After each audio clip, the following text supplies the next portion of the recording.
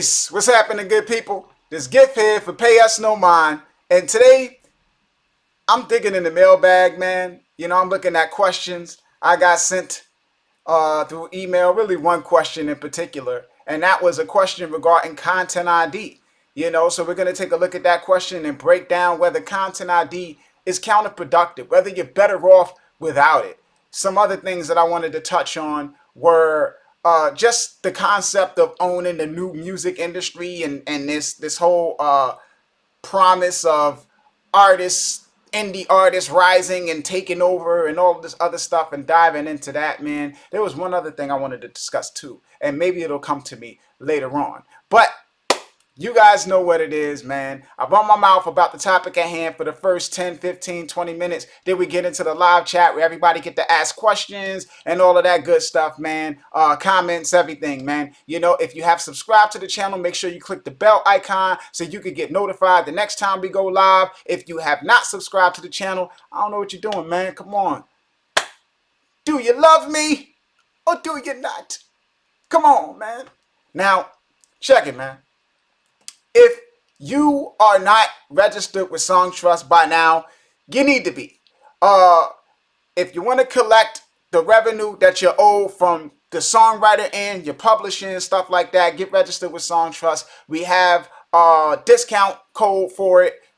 Pay Us No Mind with a capital P. Make sure you capitalize that P because it's case sensitive, right? But 20% off on Song Trust. Get registered, man. Also, in the description box, we just got a link. We got links to a bunch of different platforms and discounts to a bunch of different platforms. Discounts for TuneCore, discounts for DistroKid, discounts for Lander, their distribution, their mastering, all of their services, their sampling, everything, man. So check that description box for discount codes and everything like that. I'm gonna check the system, make sure we're good to go, and then we're gonna dive into the topic at hand. Also, heads up.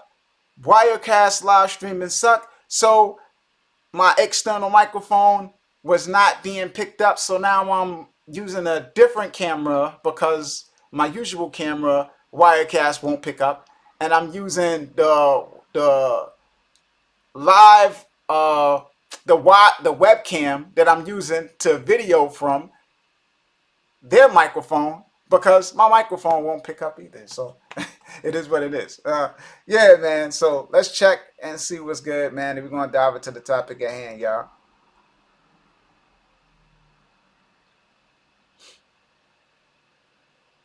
Yeah, man. So listen, I got a question, right? And let me see if I could get his name.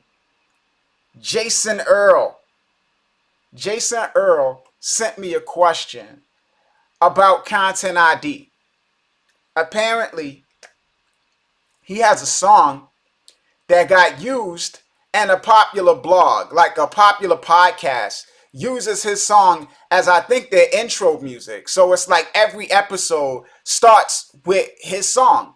Every episode of their podcast starts with this song. And he's saying that their podcast gets like 40, 50,000 views, So he's like, okay, well, how do I profit from this? How do I get my slice of revenue from my music being used in this podcast? And he wanted to know, whether he should claim it with content ID. And he said he called Song Trust, and he talked to Song Trust, and they said he could claim the publisher share or the publishing content ID revenue from it. And, he's basically wondering whether it's something he should do or not.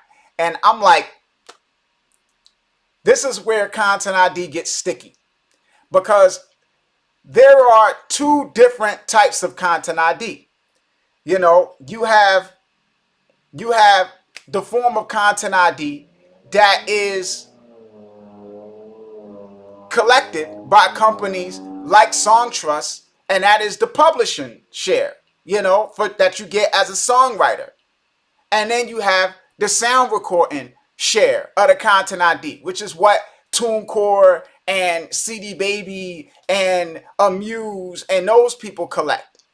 Now, once somebody puts a content ID claim in on a video, it does not matter, far as I know, and my experience with content ID claims.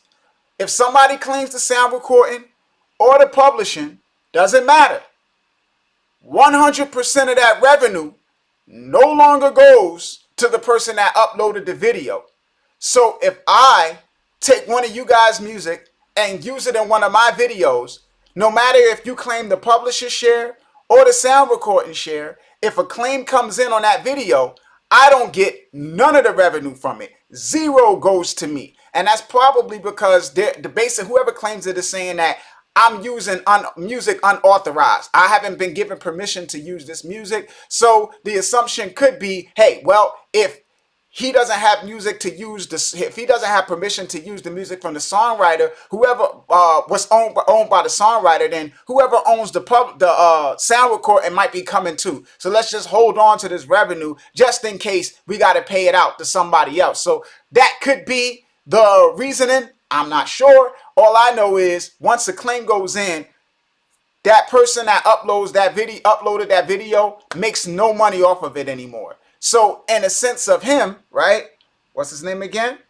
Jason. In a sense of Jason and his situation with the podcast, if he puts a content ID claim in, he's basically demonetizing their podcast because none of the money would go to them. YouTube would take all of the ad revenue from the podcast and pay it to Jason.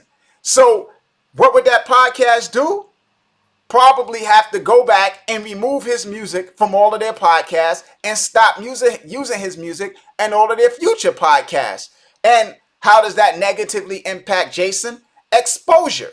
So you got songs like I Need a Dollar that launched careers because they were used as the what they call it, like I guess the show tune or whatever, like the song for the theme song for these TV shows, you know. And it's even, you go back to a song like Rocky, it's like Eye of the Tiger wasn't some song that started getting played on radio stations and then went from radio stations to households and everything like that. Eye of the Tiger was in the movie Rocky, and we know that song from the movie Rocky. You know what I'm saying? It's a lot of songs that we know from NBA games, like that dun dun dun hey, dun dun dun dun dun dun hey, right? And this goes to show, side note, this goes to show the dominance of the Chicago Bulls, because those guys won so many championships back to back that I thought that was the Chicago Bulls theme music. When other teams won the championship, as a kid, I'd be sitting home watching TV like, why they playing the Bulls music? Right? But yeah, man, I mean, these songs took off because they were in these shows. So it's like with him having his music used in his podcast could be driving a bunch of discovery of his music, leading a bunch of new people to find out about him. And you know, those fans might be worth way more than what that content ID revenue could be worth. So it's like, by and large, for him in this scenario, the content ID revenue is not worth fracturing the relationship and also getting his music removed from the video. You know, the content ID is not worth it for that. Now, in the sense of what should have happened with Jason and his podcast is, this is a sync licensing deal scenario where there should not be content ID in this.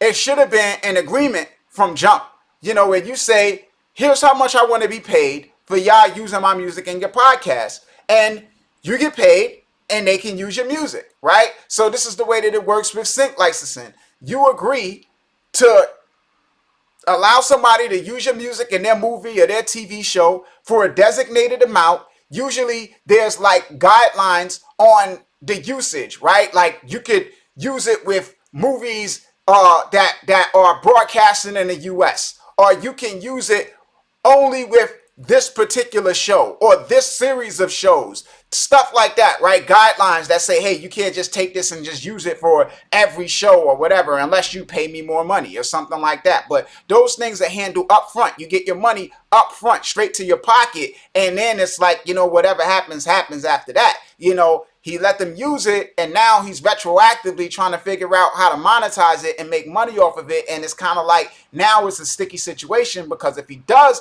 monetize the music, then that can fracture that relationship. They take it off, they stop dealing with him, point blank period. He loses exposure and he loses a relationship. And if those guys got a popular podcast, who knows what doors they might have been able to open for him down the line. So, by and large, man, just let it go. Right, Jason? Just let it go. Let it be what it is. Let it be a lesson learned. Next time, get the money up front. Have an agreement. You can use it. Just pay me. And that be the end of it. You know what I'm saying? So that's the way that you want to work those deals out. You don't want to be doing content ID for people who are doing podcasts and YouTube shows and stuff like that. Because like I said, again, they claim all of the revenue will go to you. None of it will go to them. So you're effectively demonetizing them and their channel, man.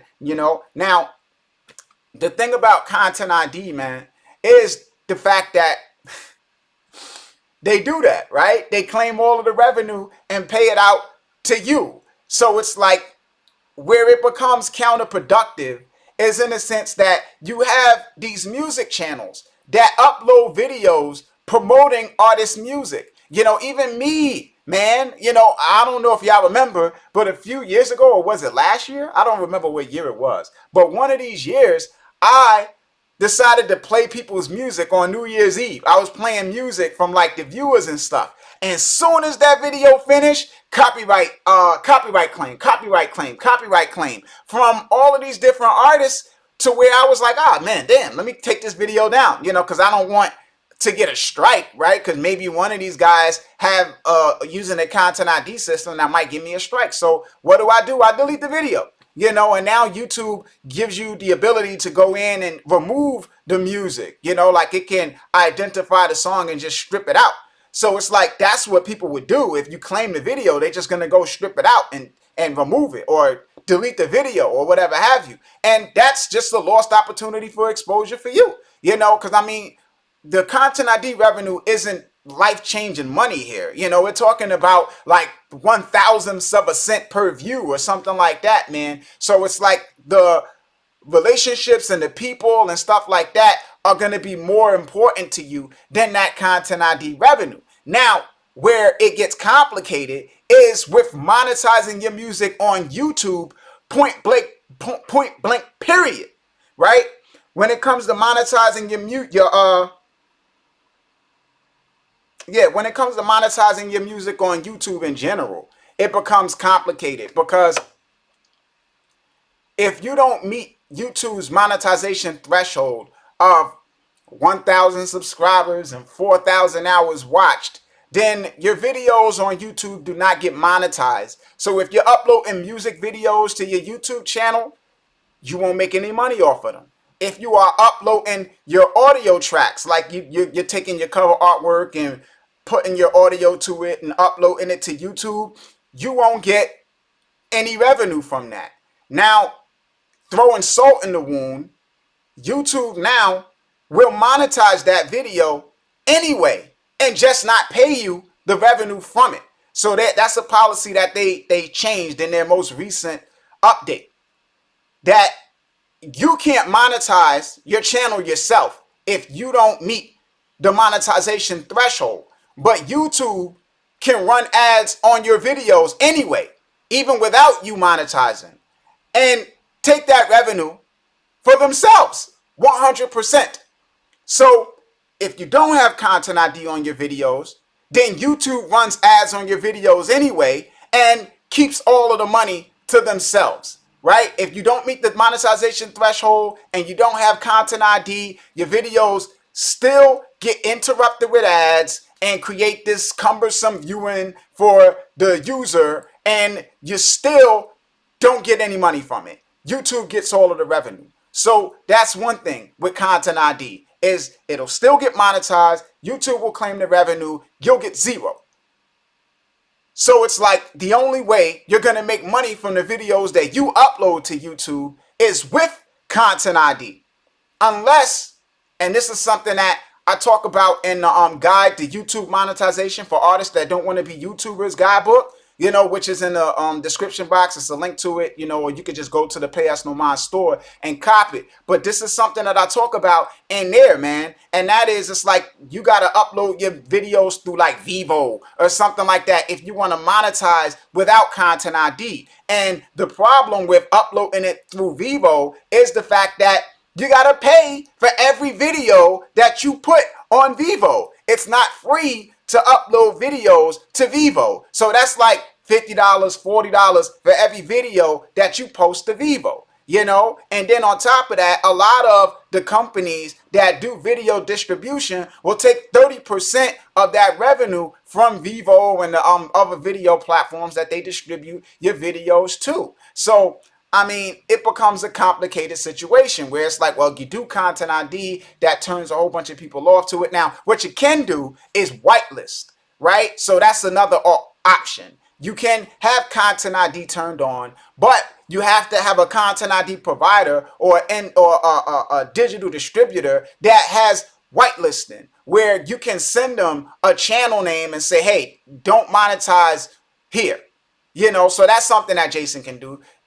But that's not going to bring him any money from that podcast still, so that'll allow him to monetize other people using his music, but not the podcast, because like I said, again, if he does that, he'll fracture the relationship. But by and large, if you wanted to do Content ID and monetize your channel and the content on your channel, then you could just whitelist the other channels that upload your music and stuff like that for promotional purposes. Now, the downside to whitelisting is it's retroactive. So let's say like a situation like Last FM is a music platform where there's like a lot of music fanatics.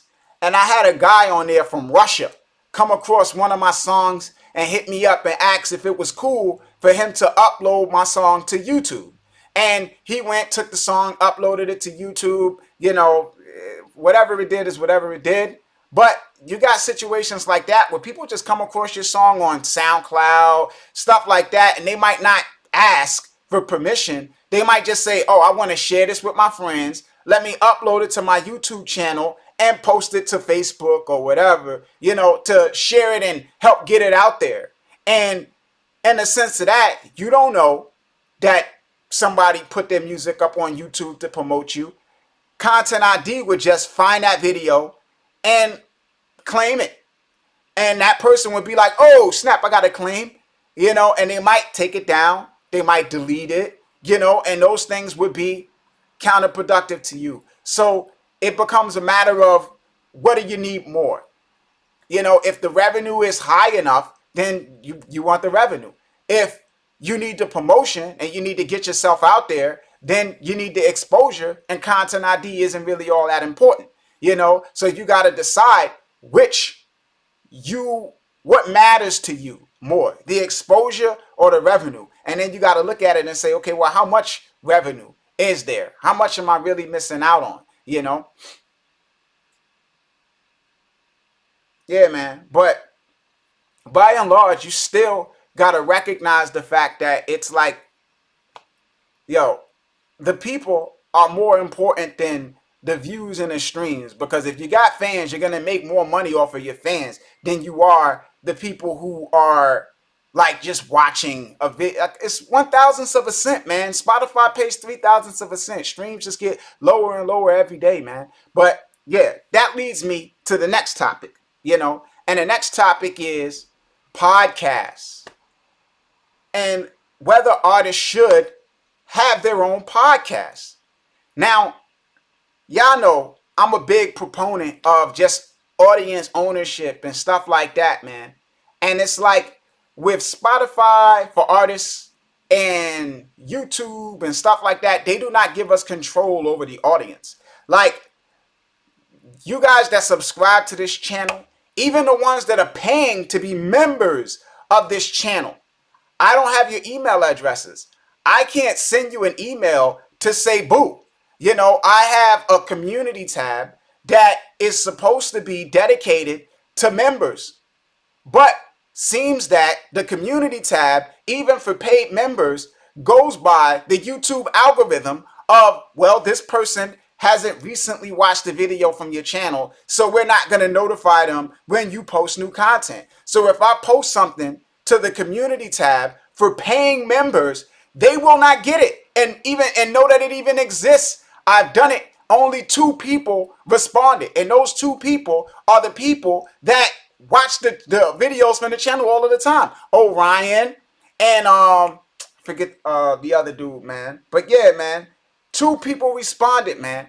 And I don't have email addresses to say, yo, man, check this out. So shout out to y'all that's members. I appreciate it, everything. But if you guys want to be updated and actually get the benefit of being members and get like exclusive access to stuff, yo, hit me up. Send me your email address. Shoot me a text at this number that you see in this video so I can have contact information for you to actually send your stuff. Now, what Spotify has done with podcasts, not the music end, podcasts, Spotify has opened up podcasts to not only allow podcasters to have paid subscriptions where people can subscribe to their podcast, but they're also giving podcasters the email addresses of the people that subscribe to their podcasts. So podcasters are getting the email addresses of people that subscribe to their podcast, but artists can't get the email addresses of people that follow them on Spotify. So I'm looking at it and I'm like, I think artists should start creating podcasts for multiple reasons. One, I mean, maybe you can't get people to subscribe to your podcast, like paid, like become paid members of your podcast, but you might be able to have them listen, and subscribe, not become paid members, but subscribe, and having people subscribe to your podcast gives you a direct line to that audience because now you can have a conversation with your audience. With music, it's just you make a song, you put it up, they listen to it, the end. If you have a podcast, then you can convey messages to that audience. You can say, hey, I'm going on tour next week. Come see me. Here's where you can get tickets. Hey, we got new merch out. It's available on Shopify. Go buy it. I got a new song dropping. It's available on pre-save. You can get it on my website. Go check it out. So launching a podcast, nothing complicated, just updates. Yo, here's a new song that I'm working on. Here's a new artist I'm trying to collaborate with or working with. Let me interview my producers, different things, right? Here's where I'm at with it. We're in the development of this. We're on tour. We're at this show, even taking people with you shopping or grocery shopping or whatever have you, anything you could imagine. But I definitely think it's something that artists should get into because it provides that direct line to your audience. I don't care if it's 2 or 3 people that listen to it. Screw the numbers.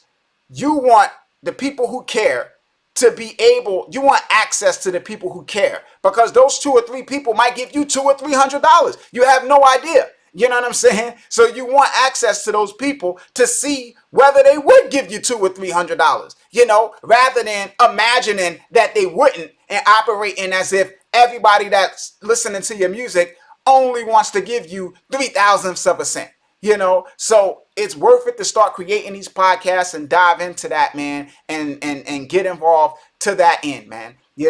Now, lastly, what I wanted to cover before we dive into the live chat questions and all of that good stuff is, listen, when I cover crypto on this space, like anytime I do a crypto version, like a video about Decentraland or a video about NFTs or anything like that, I lose subscribers, at least two subscribers for every video that I do on crypto. Now, we have this conversation about artists having control, right? Ownership, all of these other things with the music business and things of that nature. Now, technology moves the needle, man. It changes things, right? We went from vinyl and CDs to MP3s and streaming and stuff like that, man, and social media. It changes everything.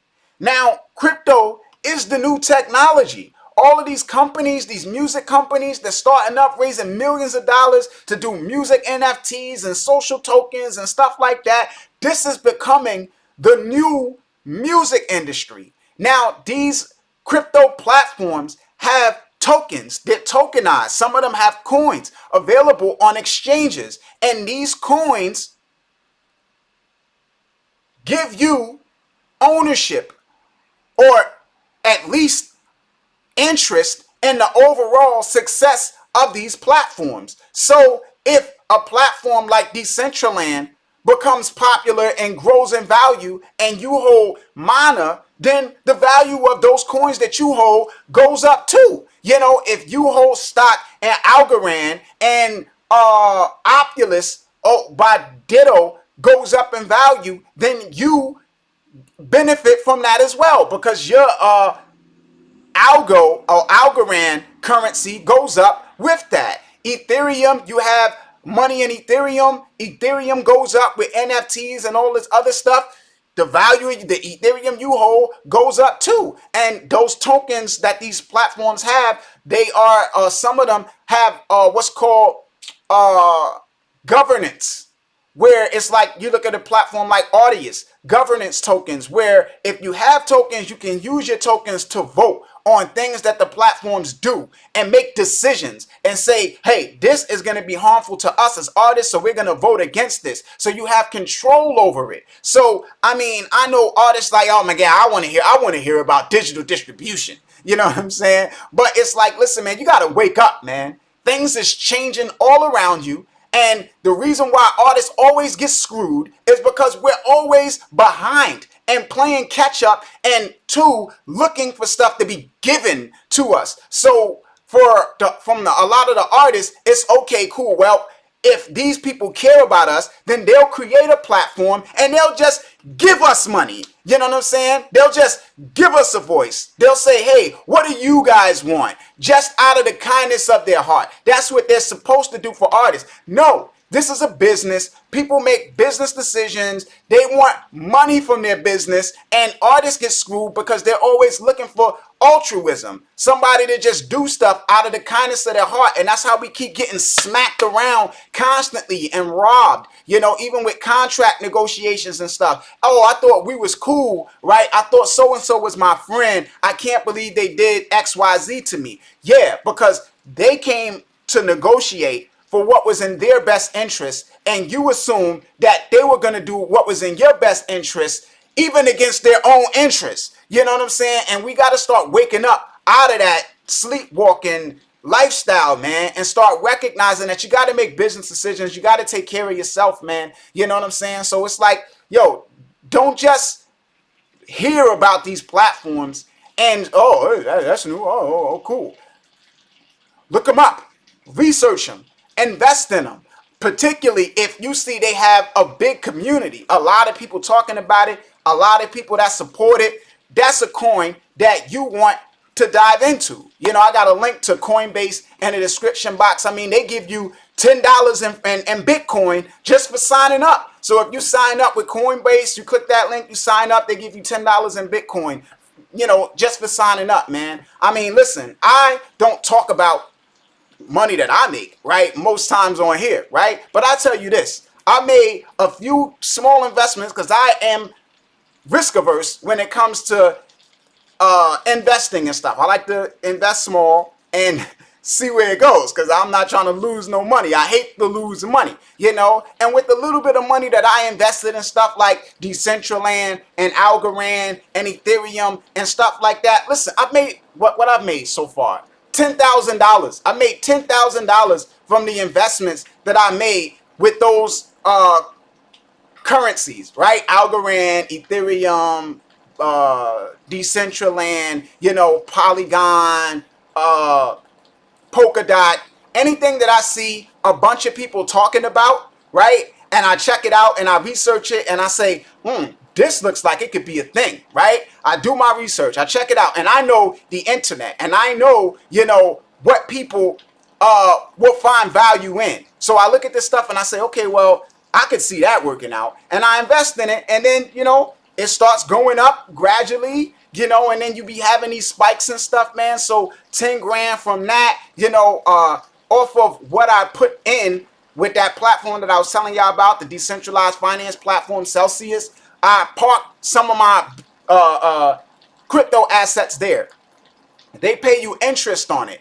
You know, some of these coins, they pay in like 10% annual percentage yield. So off of like, well, I think like $2,000 that I have parked there, I made $200 off of the $2,000 that I have parked there. You know, so now that money is just sitting there making me money. You know what I'm saying? So it's like, yo, we sit up and we talk about, oh, Spotify only pays us this much. Oh, man, you know, how can I make money? Like, yo, it's money around you, man. You just got to pay attention and dive in. You know, dive in. I mean, there was a lot of companies that I looked at that I wish I could have invested in. Like, I saw SoundCloud becoming what it was before it took off, before SoundCloud was popping, but private company couldn't invest in it like it was a stock. You know what I'm saying? You had to be like some type of insider with buku bucks to buy in. You know, mp3.com, all of these different companies, Bandcamp, all these companies, they're private companies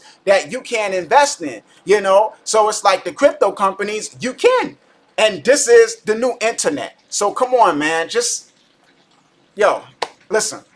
I can't twist people's arm. I can't make people do stuff that they don't want to do. But yo, man, y'all are going to get left behind because this crypto stuff is creating, and this is a warning, right? Because as a society, what's happening to society is that crypto is going to create new classes of poor and new classes of rich. Because even people who are buying into crypto, right? If you only have, if you're poor effectively, you can only afford to buy but so much Bitcoin. So, or even any cryptocurrency. So the rich can afford to buy more than you. So the ratios will still stay the same. Somebody who's super rich will be uber rich. And somebody who's poor will probably be like middle class and cryptocurrency, you know? So it'll move people up, right? So you'll have these classes where the poor will no longer be poor. They'll be more like middle class, right? Or super middle class. And the rich will be super rich because they put $1 billion in Bitcoin. Then Bitcoin goes up to $1 million for one. And they got 1 billion of them, which brings them to like just ridiculous amounts of money, you know? Now, everybody that don't hold it, where are they going to be? Because you're going to have inflation. So if you have poor people who are no longer poor that are running around with all of this money, people are going to start increasing prices for products and services and stuff like that to meet those people where they are. So then it's like the people who didn't, who are at the bottom, what about them? What's going to happen to them? You know, and this is where you see those dystopian future movies where it's like you have these, even that movie like with Justin Timberlake with Time, where they had these zones, and it's like you got this area where it's like the suburbs, right? Where people are rich, really, and it's like manicured lawns and stuff like that. And then you have like the slums where it's like people got like cardboard houses almost, you know what I'm saying? Houses built with tin foil, looking crazy. You know what I'm saying? Like, this is where you kind of move into those types of things, man. This cryptocurrency, and it's like bad or good, you know, because I mean, I look at it and I feel like, yo, man, you know, I'm not totally happy about what it could bring about, you know, but I just recognize what it is, man. And you got to prepare yourself. Just outside of music and being artists and music discussions and stuff like that, man, just person to person, you got to prepare yourself, man. You know, you got to be ready for what's coming because everything's changing. You know, they're talking about the digital dollar. China is doing a digital yuan. All of this stuff is changing. And y'all got to wake up, man. Wake up and pay attention to it, yo. Yeah, so I'm going to dive into the live chat. See who got questions, answer questions, man. All of that good stuff, man. Shout everybody out, man. All right, y'all. We got long distance traveler in the building. What's good, my guy? Kinsey Babyface, what up? Orion, what's good? My guy Jerry NRG was popping. RTP was good. Normalized audio, what up?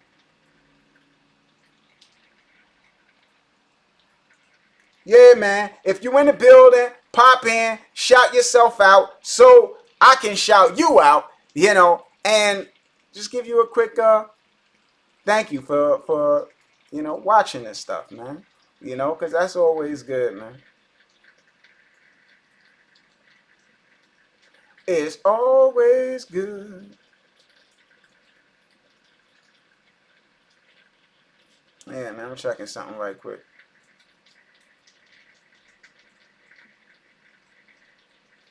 Yeah, Lil Guillotine, man. Shout out to you, bro, because he was the other one.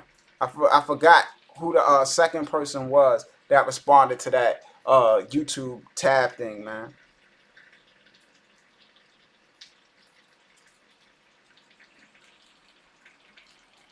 Right. But it's like, okay, well, long distance traveler says if a video has a copyright notification from your own music or someone else's, do it still count towards progressing towards your 400 hours requirement to monetizing you? It only counts if it's on your channel. If you have a video uploaded to your channel, it don't matter if somebody claims it with content ID or not. The views and the hours watched still count towards your towards moving you to the monetization threshold. So if it's on your channel, the watch time will count. Content ID won't impact that.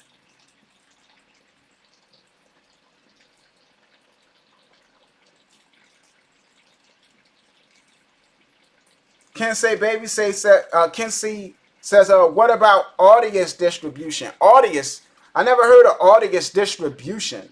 I know Audius, the music platform that's kind of like SoundCloud but for crypto.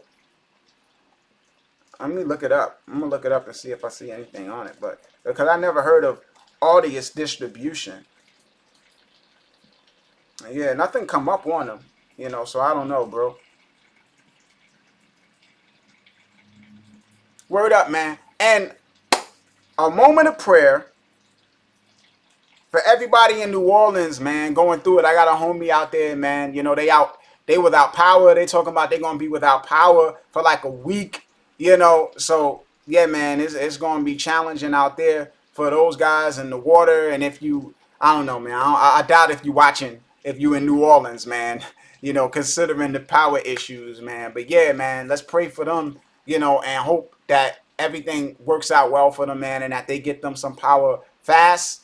I advise everybody. I don't know any direct links to any charities or nothing like that, but I know, people are out there. Some people ain't got diapers. Some people are, struggling with food and stuff like that. So, find a charity, donate to something, man, if you can. I'm gonna look for some stuff, man, and see if I can find something.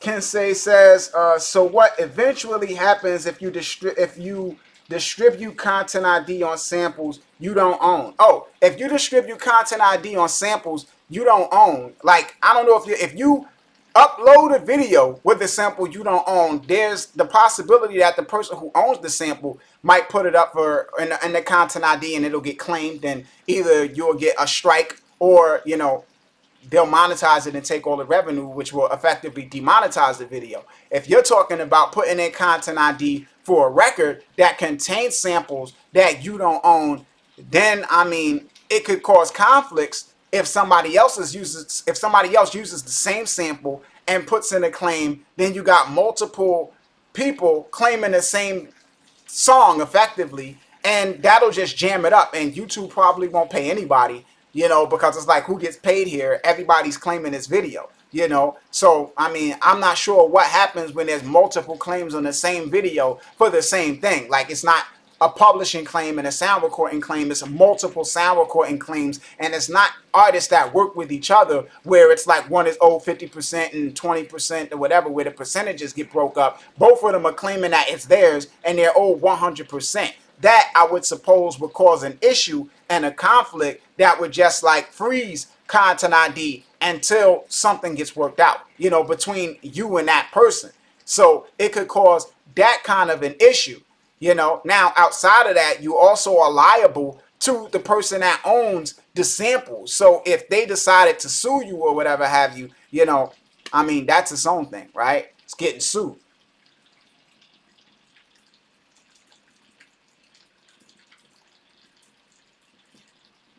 Orion, thanks for the shout out, man. That video, man. I'm trying to knock out as many distribution videos as I can, update them all, man. Try to inform the people.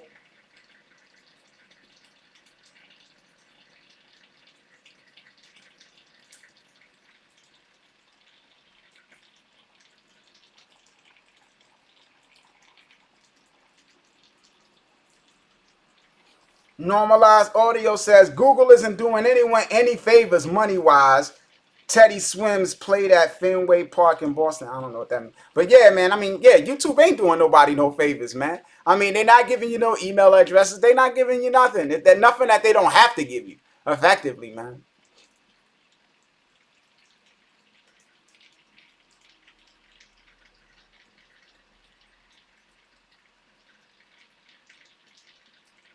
Normalized Audio said, in theory, the Content ID could be a crypt, one of the best, but Google and publishers will not let that happen. Content ID should be exact.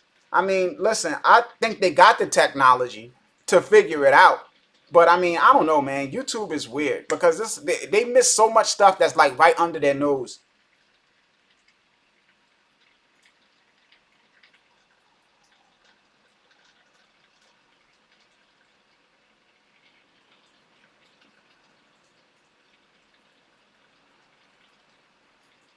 Yeah, man.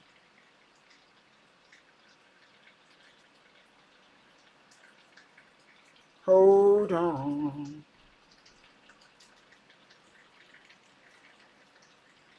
Can't say baby say face for real. Says for real. A warning. A warning. Normalized Audio. ASIC is real loud and hot card. I'm not sure. ASIC. That sounds familiar, but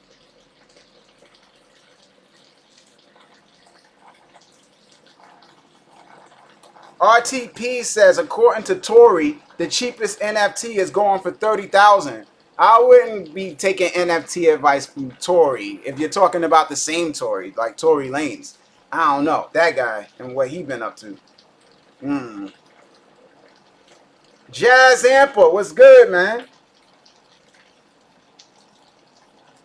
Vile Vibes, right? Jazz Amper says, hi, should I go for Content ID or not? I mean, listen, it all depends on how you're set up, So with Content ID, it's a matter of if people are uploading your videos and promoting you, and you have a relationship with those people, you can do Content ID and just whitelist their channel. If you're concerned about the possibility that, like let's say you got some type of dance challenge and mad people are uploading your videos to YouTube and you don't want to discourage people from doing it, then maybe you don't want to do Content ID. You know what I'm saying? But outside of those things, you can do Content ID, like I said, and just whitelist the channel. But for things that take place outside of your control, like some type of dance challenge taken off or something like that, it could be counterproductive in the sense of things circulating and stuff like that, man. It could be counterproductive to that. But like I said again, if you don't do Content ID, it can make it difficult to monetize your own videos on YouTube. Now, there's other ways to monetize videos on YouTube and video content on YouTube, right? But that is in the guide to YouTube monetization for artists that don't want to be YouTubers. So I suggest just get that guide. It's not that much money, man. Just cop it, read it, and you'll find all of the different things and options that you have.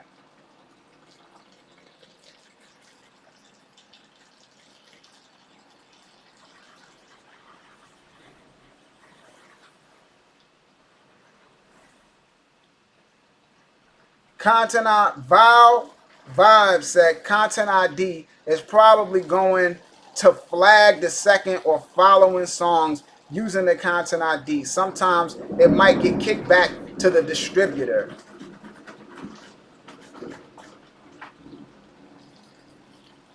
Yeah, man. See, I'm in Hollywood.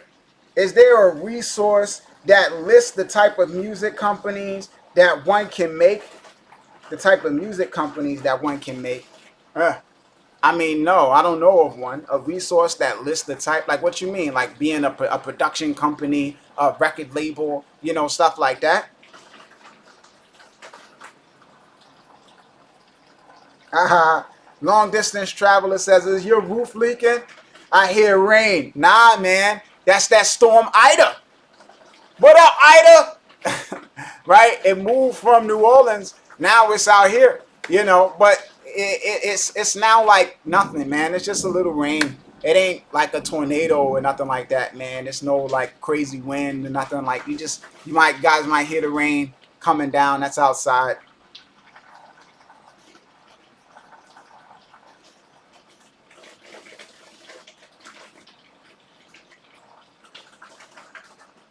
Zulu Time Production says, "Peace, sir. I'm still confused by publishing, setting up LLC for label, but I still don't understand if I need a second one for publishing."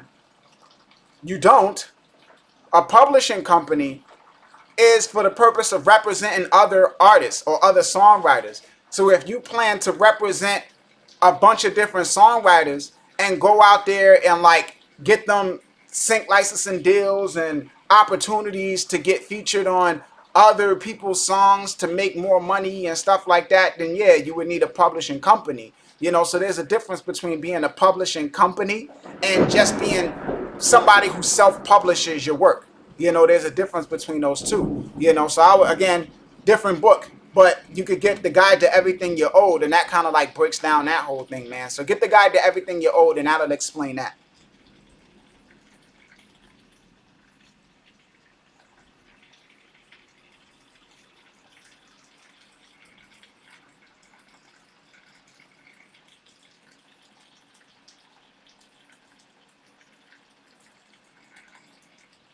Okay. I think my wife tapped in, maybe. All right. Young Folk 774G said TuneCore has registered all your songs with YouTube sound recording revenue collection service. Would that be a good thing to use if I have distributors? Hold on. Wait a minute.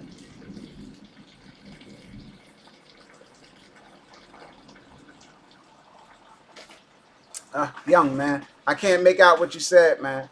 But you're saying TuneCore registers all your songs for sound recording revenue collection. Would that be a good thing to use if I have distributors that don't do hip hop? Listen, all you need is one company to do content ID, right? I mean, I don't think TuneCore allows you to do content ID with them if you don't distribute your music through them. Maybe, maybe not, but last I checked, I don't think they do. So if you got a distributor that doesn't do content ID for hip hop, I don't know why you would even be with that distributor, right? You probably want to move over to one that respects the genre of music you do.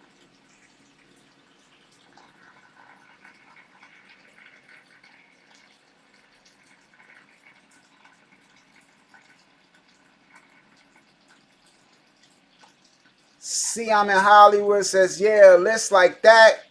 When you go to create the business, it's very cut and dry. And I wonder what lanes a sync artist can go into while trying to create a business. A sync artist, I mean,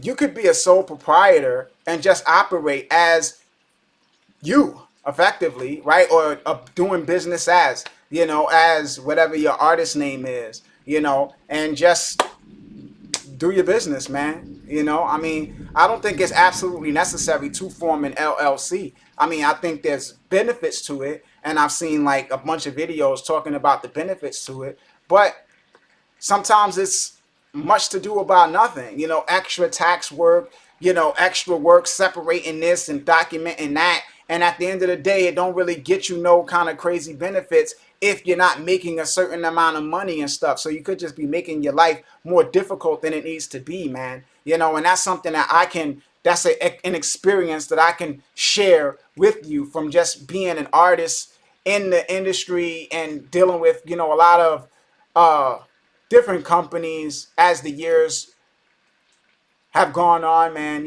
Guys who we all were making music together and they say, oh, we're going to start a label. And then they go out and they register the company and all the other stuff. And they get a frame for the registration and everything. And then they don't do anything. No money, nothing like that. So you just spent money to register a company and all of this complicated paperwork for something that isn't even anything now. It's just dissolved. It just went away, and mad people did that, went and registered companies. And because it's something that makes people feel like they're doing something. Like I always say, there's doing something that does something, and then there's doing something that makes you feel like you're doing something. And creating LLCs and companies and stuff like that, for some people, not for everybody, but for some people, it's just something that makes them feel like they're doing something. I want to be a business person. This is a business thing that makes me feel like I'm taking business steps. But the most important business step you can take is to make money from your business. You know what I'm saying? So it's like first and foremost, that's the main thing. If your business isn't making money, I don't know, if those are things that you really want to be like concerning yourself with.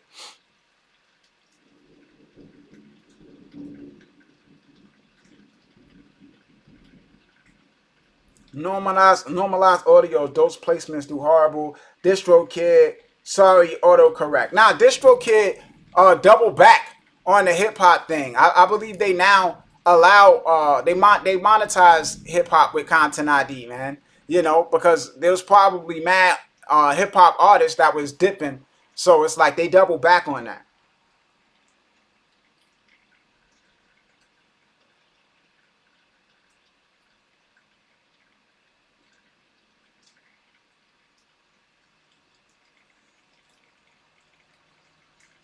Yeah, normalized audio says gotta have liability issues, right? That's what they LLC, limited liability company. But come on, man. Listen. I mean, how many times has an independent unsigned artist been sued? Like really? How many times? It's like something that like never happens. So it's like concerning yourself. Oh man, limited liability. Oh man, what if somebody sued? What if you fall out of an airplane? You know what I'm saying? Right? What if you get ate by a shark or something? It's like, yo, man, it doesn't make sense, right? To be like, oh, I'm super concerned about liability to the point I'm going to spend all of this money to go and create a limited liability company and all this other stuff. And then artists just be throwing music out there with unclear samples in it and all this other stuff. And I mean, okay, well, if you get sued for the unclear sample, maybe I want to protect myself. But it's like nobody's suing you unless you got money. And by the time you got money, then you got money to go and form an LLC. And there's a reason to do it.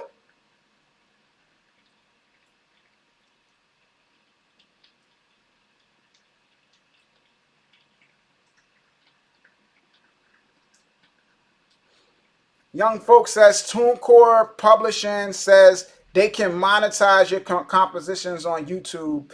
Would that be different revenue? I mean, yeah, it would. Yeah, man. So let me get on up out of here, man. It's been fun. I'm about to just go enjoy the rain, right? Sit by the window and listen to the raindrops fall on the window pane. The raindrops falling on my head. Also, real quick, y'all want to hear a story, man? Tell me, let me know if y'all want to hear a story. I want to tell y'all. I had a story that I wanted to tell y'all, and it's about the time I almost got signed. Right, the time I got offered a record deal. I got offered a record deal by. I'm not even gonna say the record company. I'll say the record company if y'all want to hear the story. If y'all want to hear the story, I'll say the record company. If y'all want to hear the story, then forget it. Forget it all.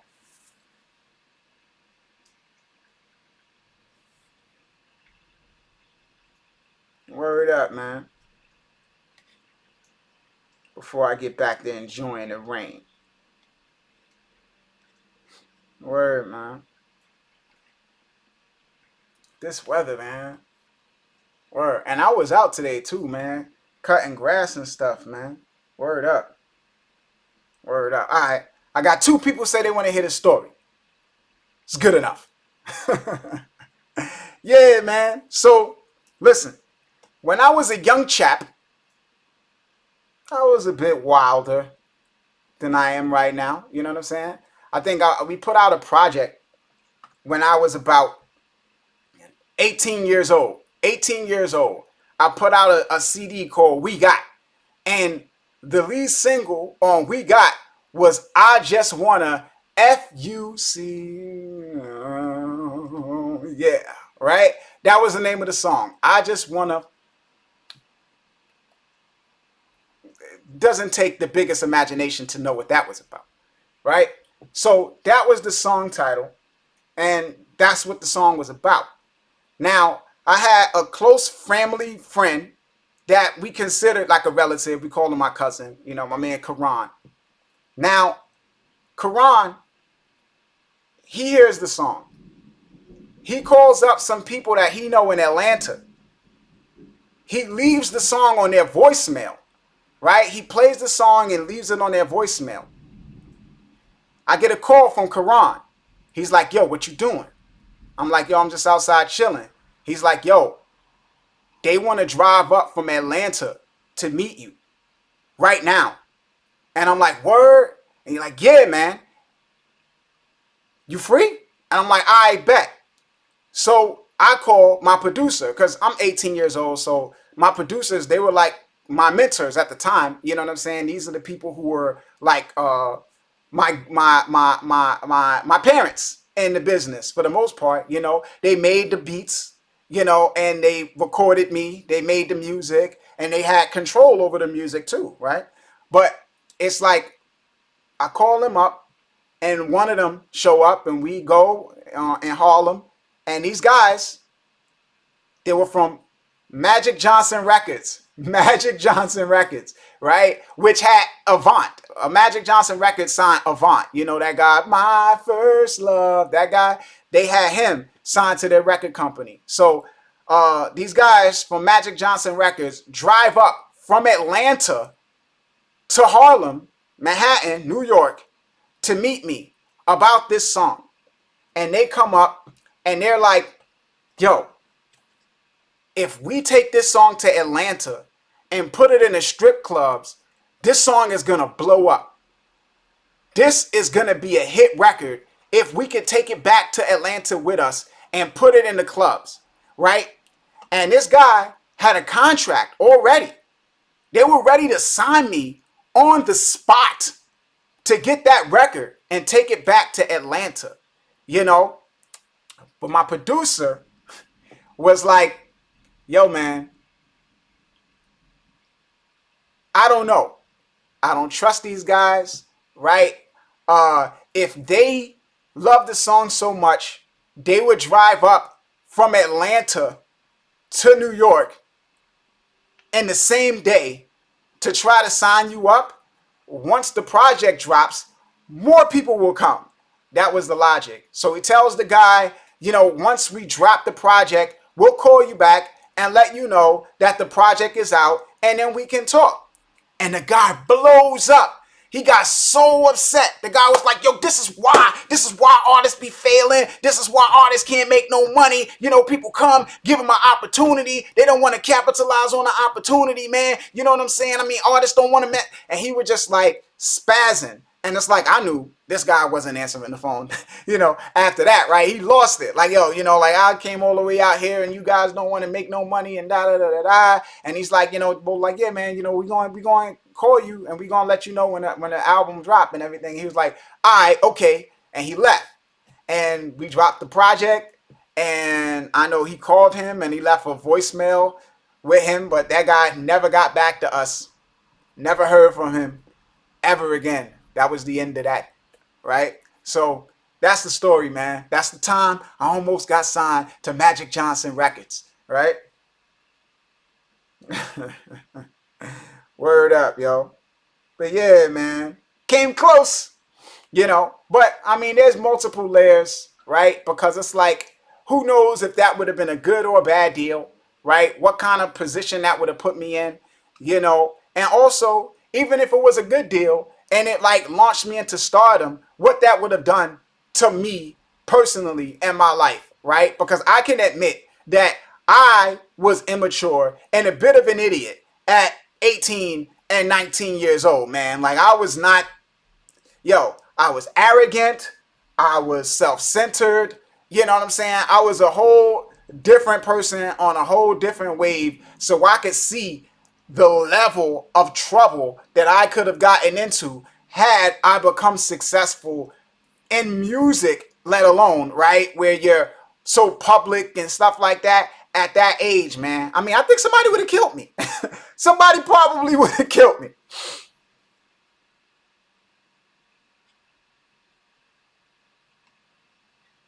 Word up, yo. But yeah, man, I appreciate everybody for tuning in, man. Again, it's links to the books that I mentioned in the description box. It's links to Coinbase if you want to go and sign up and start buying crypto or whatever, right? Also, man, for those that don't know, man, we have the promotion options now, man. The Facebook promotions, self-managed, all of these different things, man. You can check that out on the Pay Us No Mind store under services, all of that good stuff, man. Make sure you're registered with Song Trust too. Again, we have the discount codes in the description box, discount codes for distributors, all of this different type of stuff. If you click the link for a discount to a distributor or something like that and the discount is not pushing through, delete your cookies and try it again because they probably got you when you visited their website first. All right, y'all? But yeah, man, we're going to get up out of here, man. I appreciate y'all once again. This is Gift signing off. Pay us no mind. Peace, good people. One.